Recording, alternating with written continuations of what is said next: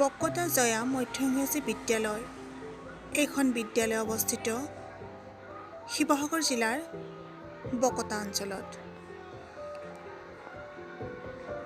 বিদ্যালয়খনৰ কাৰুকাৰ্য সঁচাকৈ লেখত ল'বলগীয়া।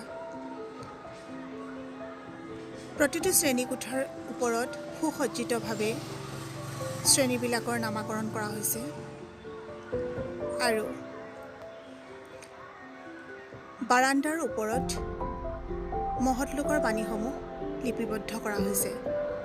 স্কুলখনৰ সন্মুখত ছাত্ৰ ছাত্ৰীসকলে খেলিব পৰাকৈ আছে এখন বিশাল খেলপথাৰ।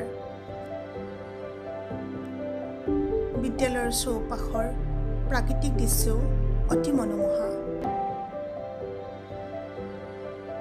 বকতা জয়া মধ্য বিদ্যালয়।